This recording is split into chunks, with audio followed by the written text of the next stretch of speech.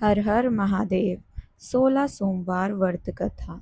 मृत्युलोक में भ्रमण करने की इच्छा करके एक समय श्री भूतनाथ महादेव जी माता पार्वती के साथ पधारे। वहां वह भ्रमण करते करते विदर्भ देशांतर अमरावती नाम की अति रमणीय नगरी में पहुंचे। अमरावती नगरी स्वर्ग के सदृश सब प्रकार के सुखों से परिपूर्ण थी। उसमें वहां के महाराज का बनाया हुआ अति रमणीय शिव जी का मंदिर बनाया था। उसमें कैलाशपति अपनी धर्म पत्नी के साथ निवास करने लगे। एक समय माता पार्वती अपने प्राण पति को प्रसन्न देखकर मनोविनोद करने की इच्छा करके ऐसा प्रश्न करने लगी, हे महाराज, आज तो हम तुम दोनों चौसर खेलें। शिव जी ने प्राण प्रिया की बात को मान लिया और चौसर खेलने लगे। उस समय इस स्थान पर मंदिर का पुजारी ब्राह्मण मंदिर में पूजा करने को आया। माता जी ने पुजारी से प्रश्न किया कि पुजारी जी बताओ, इस बाजी में किसकी जीत होगी। पुजारी बिना विचारे शीघ्र ही बोल उठा कि महादेव जी की होगी। थोड़ी देर में बाजी समाप्त हो गई और पार्वती जी की विजय हुई। तो पार्वती जी ने पुजारी को झूठ बोलने के अपराध के कारण कोढ़ी होने का श्राप दिया। कुछ समय में पुजारी के शरीर में कोढ़ पैदा हो गया। पुजारी अनेक प्रकार के दुखी रहने लगा। इस तरह के कष्ट पाते पाते जब बहुत दिन हो गए तो देवलोक की अप्सराएं शिव जी की पूजा करने उसी मंदिर में आईं और पुजारी के कोढ़ के कष्ट को देखकर बड़े दया भाव से उससे रोगी होने का कारण पूछने लगी। पुजारी ने निसंकोच वह सब बातें उनसे कह दी। तब वह अप्सराएं बोली, हे पुजारी, अब तुम अधिक दुखी मत होना। भगवान शिव जी तुम्हारे कष्ट को दूर कर देंगे। तुम सब व्रतों में श्रेष्ठ जो पोषोढ़ सोमवार का व्रत है उसको भक्ति के साथ करो। तब पुजारी अप्सराओं के हाथ जोड़कर विनम्र भाव से पोषोढ़ सोमवार की व्रत विधि पूछने लगा। अप्सराएं बोली कि जिस दिन सोमवार हो उस दिन भक्ति के साथ व्रत करें। स्वच्छ वस्त्र पहने, आधा सेर अच्छे बिने स्वच्छ गेहूं को आटा लें, जिसके 3 अंगवा बनावें और घी, गुड़, नैवेद्य, पुंगी फल, बेलपत्र, जनेऊ, जोड़ा, चंदन, अक्षत, पुष्प आदि द्वारा प्रदोष काल में भगवान का विधि से पूजन करें। तत्पश्चात अंगाओं में से एक शिव जी को अर्पण करें, बाकी 2 को शिव जी की प्रसादी समझकर उपस्थित जनों में बांट दें और आप भी प्रसाद पावें। इस विधि से 16 सोमवार व्रत करें। तत्पश्चात 17वें सोमवार के दिन पाव से पवित्र गेहूं के आटे की बाटी बनावें। उसमें तदनुसार घी और गुड़ मिलाकर चूरमा बनावें और शिव जी का भोग लगाकर उपस्थित भक्तों में बांटें। पीछे आप सकुटुंब प्रसाद लेवें तो भगवान शिव जी की कृपा से उसके मनोरथ पूर्ण हो जावें। ऐसा कहकर अप्सराएं स्वर्ग को गईं। ब्राह्मण ने यथाविधि पोषण सोमवार व्रत किया। भगवान शिव की कृपा से रोग मुक्त होकर आनंद में रहने लगा। कुछ दिन बाद जब फिर शिव जी और पार्वती उस मंदिर में पधारे, तब पुजारी को निरोग देखकर पार्वती ने पुजारी से रोग मुक्ति का कारण पूछा। तो पुजारी ने 16 सोमवार व्रत कथा कह सुनाई। तब तो पार्वती ने अति प्रसन्न हो ब्राह्मण से व्रत की विधि पूछकर व्रत करने को तैयार हुई, जिसके कारण उनके रूठे हुए पुत्र कार्तिकेय स्वयं माता के आज्ञाकारी हुए। कार्तिकेय को अपने यह विचार परिवर्तन का रहस्य जानने की इच्छा हुई और माता से बोले, हे माता जी, आपने ऐसा कौन सा उपाय किया जिससे मेरा मान आपकी ओर आकर्षित हुआ। तब पार्वती जी ने वही षोडश सोमवार व्रत कथा उसको कह सुनाई। तब वह बोले कि इस व्रत को मैं भी करूँगा, क्योंकि मेरा प्रिय मित्र ब्राह्मण बहुत दुखी दिल से परदेस गया है। हमें उससे मिलने की बहुत इच्छा है। तब कार्तिकेय जी ने इस व्रत को किया और उनका प्रिय मित्र मिल गया। मित्र ने इस आकस्मिक मिलने का भेद कार्तिकेय जी से पूछा तो वह बोले, हे मित्र, हमने तुम्हारे मिलने की इच्छा से 16 सोमवार का व्रत किया था। अब तो ब्राह्मण मित्र को भी अपने विवाह की बड़ी इच्छा हुई। कार्तिकेय जी से व्रत की विधि पूछी और यथा विधि व्रत किया। व्रत के प्रभाव से जब वह किसी कार्यवश विदेश गया तो वहां के राजा की लड़की का स्वयंवर था। राजा ने प्रण किया था कि जिस राजकुमार के गले में सब प्रकार सरंगित हाथनी माला डालेगी, मैं उसी के साथ अपनी प्यारी पुत्री का विवाह करूंगा। शिव जी की कृपा से ब्राह्मण भी स्वयंवर देखने की इच्छा से राजसभा में एक और बैठ गया। नियत समय पर अथनी आई और उसने जयमाला उस ब्राह्मण के गले में डाल दी। राजा की प्रतिज्ञा के अनुसार बड़ी धूमधाम से कन्या का विवाह उस विप्र के साथ कर दिया और विप्र को बहुत सा धन और सम्मान देकर संतुष्ट किया। विप्र सुंदर कन्या पाकर सुख से जीवन व्यतीत करने लगा। एक दिन राजकन्या ने अपने पति से प्रश्न किया, हे प्राणनाथ, आपने ऐसा कौन सा भारी पुण्य किया जिसके प्रभाव से हाथनी ने सब राजकुमारों को छोड़कर आपको वर्ण किया?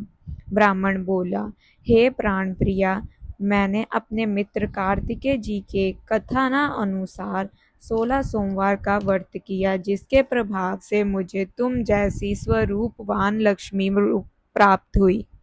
व्रत की महिमा को सुनकर राजकन्या को बड़ा आश्चर्य हुआ और वह पुत्र की कामना करके व्रत करने लगी। शिव जी की दया से उसके गर्भ से एक विद्वान पुत्र उत्पन्न हुआ।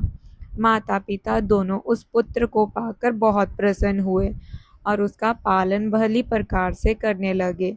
जब पुत्र समझदार हुआ तो एक दिन अपनी माता से प्रश्न किया, तूने कौन सा तप किया जो मेरे जैसा पुत्र तेरे गर्भ से उत्पन्न हुआ? माता ने 16 सोमवार व्रत को विधि सहित पुत्र के सम्मुख प्रकट किया। पुत्र ने ऐसे सरल व्रत को और सब तरह के मनोरथों को पूर्ण करने वाला सुना तो वह भी इस व्रत को राज्य अधिकार पाने की इच्छा से करने लगा और हर सोमवार को यथाविधि व्रत करने लगा। उसी समय एक देश के विद्य राजा के दूतों ने आकर उसको एक राज्य कन्या के लिए वरण किया। राजा ने अपनी पुत्री का विवाह ब्राह्मण युवक के साथ करके बड़ा सुख प्राप्त किया। विद्र राजा के देवलोक जाने पर यही ब्राह्मण बालक गद्दी पे बैठाया गया, क्योंकि देवगत भूप के कोई पुत्र नहीं था। राज्य का अधिकारी होकर भी वह ब्राह्मण पुत्र अपने 16 सोमवार व्रत को करता रहा। जब 17वां सोमवार आया तो विप्रपुत्र ने अपनी प्रियतमा से पूजन सामग्री लेकर शिवालय में चलने को कहा, परंतु राज्य कन्या ने दास दासियों द्वारा सब सामग्री शिवालय भिजवा दी और आप नहीं गई। जब राजा ने शिव जी का पूजन समाप्त किया तब एक आकाशवाणी हुई, हे राजा, अपनी इस पत्नी को राजमहल से निकाल दो, नहीं तो वह तुम्हारा सर्वनाश कर देगी। वाणी सुनकर राजा तत्काल ही मंत्रणा गृह में जाकर अपने सभासदों को बुलाकर पूछने लगा कि हे मंत्रियों, मुझे आज शिव जी की वाणी हुई है कि राजा तू अपनी इस रानी को निकाल दे, नहीं तो यह तेरा सर्वनाश कर देगी।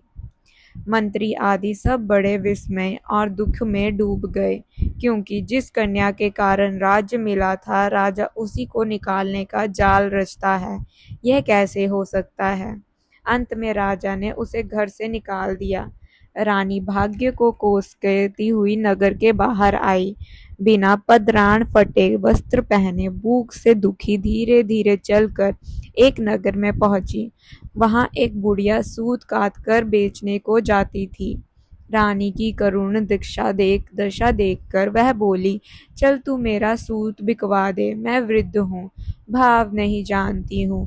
ऐसी बात बुढ़िया की सुन रानी ने सूत की गठरी उतार अपने सिर पर रखी। थोड़ी देर बाद ऐसी आंधी आई कि सूत पोटली सहित उड़ गया। बेचारी बुढ़िया पछताती रह गई और रानी को अपने साथ से दूर रहने को कह दिया। अब रानी एक तेली के घर गई तो तेली के सब मटके शिव जी के प्रकोप के कारण उसी टाइम चटक गए। ऐसी दशा देख तेली ने रानी को अपने घर से निकाल दिया। इस प्रकार रानी अत्यंत दुख पाती हुई सरिता के तट पे गई तो उस सरिता का समस्त जल सूख गया। तत्पश्चात रानी एक वन में गई, वहां जाकर सरोवर में सीढ़ी से उतर पानी पीने को आई। उसके हाथ से जल स्पष्ट होते ही सरोवर का नील कमल के सदृश जल असंख्य कीड़ों से भर गया। रानी ने भाग्य पर दोषारोपण करते हुए उस जल को पान करके पेड़ की शीतल छाया में विश्राम करना चाहा। वह रानी जिस पेड़ के नीचे जाती उस पेड़ के पत्ते तत्काल ही गिर जाते। अपने वन सरोवर जल की ऐसी दशा देखकर उस वन के ग्वालों को अपनी गायों को चारा और पानी ना मिलता देख बड़े दुखी भाव से सब कथा अपनी गुसाई से जो उस जंगल में स्थित मंदिर में पुजारी थे कही। ग्वाले रानी को लेकर गोसाई के पास गए। रानी की मुख क्रांति और शरीर शोभा देख गोसाई जान गए यह अवश्य ही विधि और गति की मारी कोई कुलीन अबला है।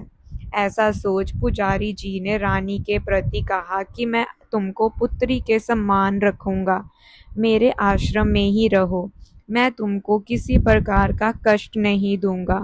गोसाई के ऐसे वचन सुन रानी को धीरज हुआ। वह आश्रम में रहने लगी, परंतु आश्रम में रानी जो भोजन बनाती उसमें कीड़े पड़ जाते, जल भर के लावे उसमें कीड़े पड़ जावे। अब तो गोसाई जी दुखी हुए और रानी से बोले कि हे बेटा, तेरे पास कौन से ऐसा प्रकोप है जिससे तेरी ऐसी दशा हुई है। पुजारी की बात सुन रानी ने शिव जी की पूजा करने को ना जाने की कथा सुनाई तो पुजारी शिव जी महाराज की अनेक प्रकार से स्तुति करते हुए रानी के प्रति बोले कि भाई जी, तुम सब मनोरथों के पूर्ण करने वाले 16 सोमवार व्रत को करो, उसके प्रभाव से अपने को कष्ट से मुक्त पाए जानो। गोसाई की बात को सुनकर रानी ने 16 सोमवार व्रत का विधिवत संपन्न किया और 17वें सोमवार के पूजन के प्रभाव से राजा के हृदय में विचार उत्पन्न हुआ कि रानी को गए बहुत समय व्यतीत हो गया है, ना जाने कहाँ कहाँ भटकती होगी, ढूंढना चाहिए। यह सोच रानी की तलाश करने चारों दिशाओं में रानी को मांगने लगे। वह तलाश करते हुए पुजारी के आश्रम में रानी को पाकर पुजारी से रानी को मांगने लगे, परंतु पुजारी ने उनसे मना कर दिया। तब राजा स्वयं पुजारी के आश्रम में गए और पुजारी से प्रार्थना करने लगे कि महाराज, जो बाई जी आपके आश्रम में रहती हैं वह मेरी पत्नी है। शिव जी के प्रकोप से मैंने इनको त्याग दिया था, अब इस पर से शिव प्रकोप शांत हो गया है, इसलिए मैं इसे लेने आया हूँ। आप इसे मेरे साथ चलने की आज्ञा दे। गोसाई जी की आज्ञा पाकर रानी राजा के साथ महल में आई। घर घर में मंगल गान होने लगे। पंडितों ने विधिवत वेद मंत्रों का उच्चारण करके अपनी राजरानी का आह्वान किया। ऐसी अवस्था में रानी ने पुण्य अपनी राजधानी में प्रवेश किया। महाराज ने अनेक तरह से ब्राह्मणों को दान आदि देकर संतुष्ट किया। इस प्रकार से राजा शिव जी की कृपा का पात्र हो राजधानी में रानी के साथ अनेक तरह के सुखों को भोग करता हुआ आनंद से जीवन व्यतीत करने लगा। ऐसे ही जो मनुष्य भक्ति से 16 सोमवार का व्रत इत्यादि करता है वह इस लोक के सभी सुखों को भोग कर शिवपुरी को प्राप्त होता है। हर हर महादेव।